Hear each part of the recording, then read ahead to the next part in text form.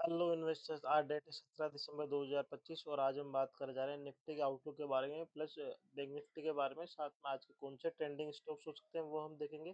Plus जैसे हमने बात की कि यूएस डॉलर के अगेंस्ट हमारा रुपीस काफी डाउन जा रहा है। हम 91 रुपीज पर डॉलर के अकॉर्डिंग पहुंच चुके हैं। वहाँ पे काफी अपर साइड में ट्रेंड है डॉलर के अंदर।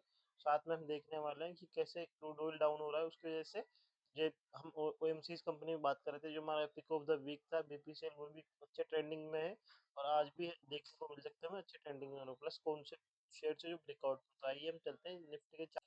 ये देखिए निफ्टी का चार्ट। जैसे हम कल बात कर रहे थे कि निफ्टी के ये जो एरिया है, ये वाले, कि जो कल के लो थे, इनको ब्रेक नहीं करना चाहिए, नहीं तो नीचे और नीचे की तरफ ट्रेंडिंग जोन दिखने को मिलेंगे 25,900 के वाला। और कल हुआ ऐसा ही, ये इसको ब्रेक डाउन करा, ये फिर इसी पर रजिस्ट्रेशन ले रहा था बार बार, लास्ट गए थे इसी का नीचे क्लोज हुआ है। जो हम बात करेंगे ए बी और उसके बाद में सी वेव आ रही है इनर बी के अंदर।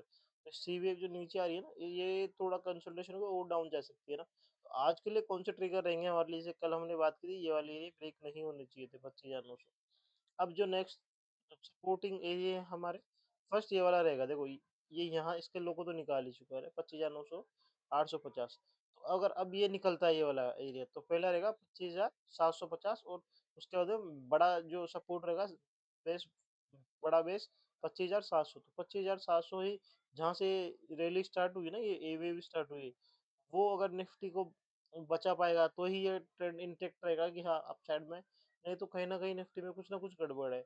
अब वो किस रीजन से हो रही है, रुपीस के गिरने से हो रही है या फिर टैरिफ की वजह से हो रही है, वो बाद में हमें धीरे धीरे एनालाइज करेंगे। बट ये अभी के लिए ना, आज निफ्टी को 25,750 बचाना जरूरी है। और आज अगर इसके नीचे निकलता है 850 के नीचे, जो कल क्लोज हुआ था यहाँ पे 25,850, तो हमें सीधा यहाँ पे इस एरिया पे देखने को मिल सकता है।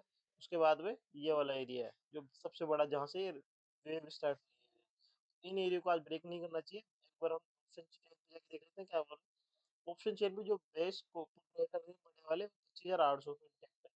41,000 के अगेंस्ट में ओनली 19,000 है, तो इनसे जस्ट डबल है। तो ये कहीं ना कहीं सपोर्टिंग एरिया बनेंगे 850 से 800 वाले ना। तो ये 850 हो सकता है प्रेशर हो लाइक, और थोड़ा 800 के आसपास है। उसके बाद में जो सबसे बड़े एरिया सपोर्टिंग का है, जो हम बात करें चार्ट में 25,700 पे, क्योंकि यहाँ पे 40,000 है, उसके अगेंस्ट में ओनली 5,000 ही कोल राइटर है। तो यहाँ काफी बड़े राइटर्स है और ये बेस्ट सपोर्ट जोन है, बड़ा एरिया। रजिस्ट्रेशन मिल रहा है निफ्टी को 25,900 पे, अपसाइड में इंटेक्ट नहीं हो रहा। अगर निफ्टी 25,930, जो कि चार्ट पे ये वाला एरिया है, ये जो लास्ट राइज यहाँ से स्टार्ट हो रहा है, ये वाला डाउन ट्रेंड स्टार्ट हो, इस वाले को अगर फास्ट ब्रेक डाउन कर देता है ये वाला एरिया 930 के ऊपर, तो हमें एक बार 26,000 के आसपास देखने को मिल सकते हैं। 25,980 से 26,000 के आसपास निफ्टी एक बार हमें देखने को मिल सकता है, क्योंकि फिर 26,000 पे भी काफी बड़े कोलाइटर है। देखिए 1,02,000 कोलाइटर है यहाँ पे, पुट 44,000 ही है।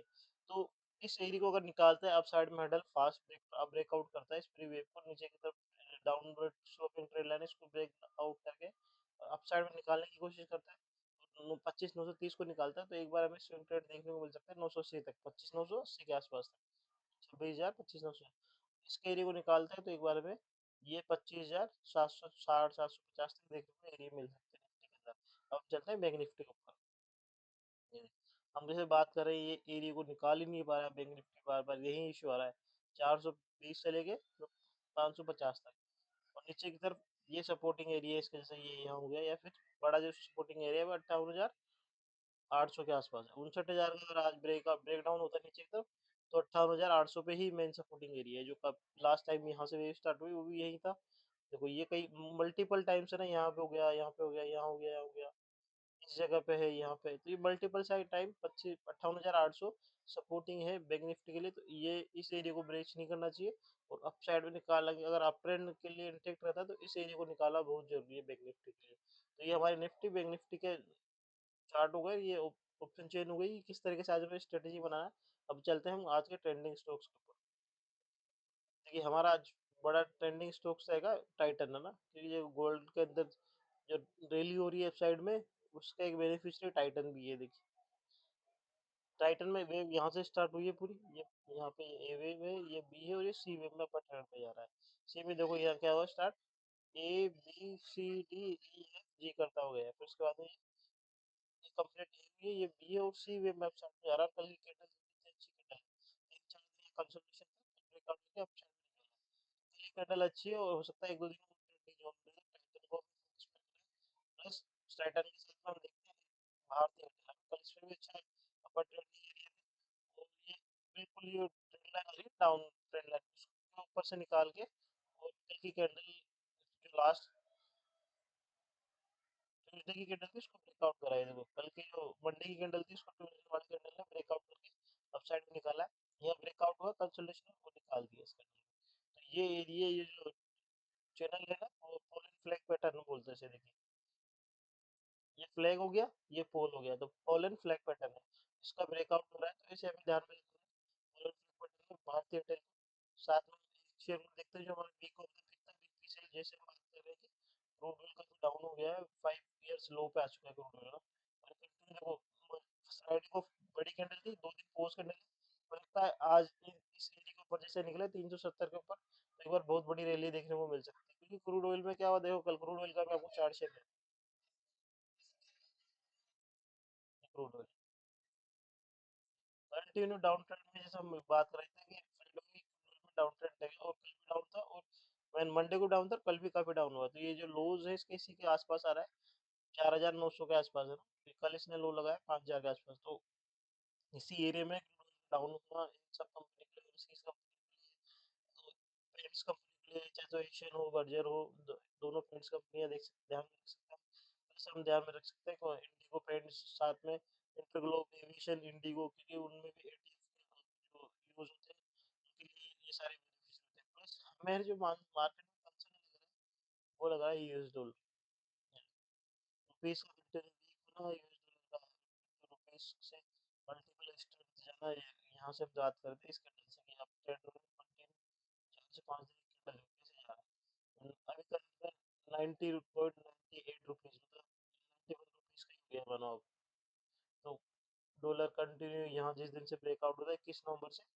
अभी 1 मंथ होने वाला है, वहाँ से 88 रुपीज से ब्रेकआउट हुआ था, 3 रुपीज डाउन हो चुके हैं डॉलर के अगेंस्ट बना, तो ये हमारे लिए काफी चिंताजनक चीज है, तो इसको गवर्नमेंट क्या करती है, आरबीआई क्या कर एक्शन लेती है रुपीज को रोकने के लिए, वो हमें कुछ करना पड़ेगा, क्या स्ट्रेटेजी होती है इनकी, लेकिन अभी तो ये कंसर्न काफी ज्यादा है हमारे लिए, बहुत बड़ा कंसर्न है, इसीलिए हम थोड़ा डाउन वर्ड जा रहे हैं, और हमें अपसाइड में इतनी अच्छी न्यूज आने के बाद भी अपर निकालना बहुत मुश्किल हो रहा है निफ्टी को, तो मुझे कहीं ना कहीं लग रहा है कि निफ्टी में कुछ ना कुछ गड़बड़ है, तो उसके लिए हमें थोड़ा कोशिश होकर ट्रेड करना पड़ेगा। ये लास्ट अगर हम निफ्टी का चार्ट देखें ना, तो ये वैसे टाइम है नहीं है कि सीधा गए बाय कर लिया और प्रॉफिट अर्न कर लिया, कि बड़ी वेव्स चल रही है, बड़े पैटर्न चल रहे हैं निफ्टी में, आप ये यहाँ से स्टार्ट हुआ था बिल्कुल सीधी सीधी 4 5 दिन तक बढ़ा, लेकिन देखो उसके बाद अगर हमने यहाँ से देखें तो ये कब से मार्च से अप्रैल से लेकर यहाँ तक ये कितना धीरे धीरे कंसोलिडेशन हो गया, इन्हीं एरिया में फंसा हुआ भी, और ये लास्ट अगर हम सितंबर से देखें 2024 से 1 साल हो गया पुराना, अभी तो कोई रिटर्न नहीं है, यहाँ आई था उसी एरिया पे भी फंसा हुआ है मार्केट, 1 साल से कोई रिटर्न नहीं है, तो ये मार्केट अभी काफी ज्यादा कंसोलिडेशन में और परेशान करने वाला है, इजीली पैसा नहीं बनाने देगा किसी को भी, इसलिए हमें ध्यान में रखना है इसका, कुछ ना कुछ गड़बड़ा हो रही है इसमें ना अभी, तो ये सब चीजें जब चैनल से इन्फॉर्मेटिव न्यूज़ मिल रही है समझ पा रहे हो, तो प्लीज चैनल को सब्सक्राइब करें, लाइक शेयर एंड कमेंट करना ना भूलें, ताकि हमें मोटिवेशन मिले और आपके लिए ऐसे कुछ अच्छे अच्छे एनालिसिस ला सके। Thank you everyone.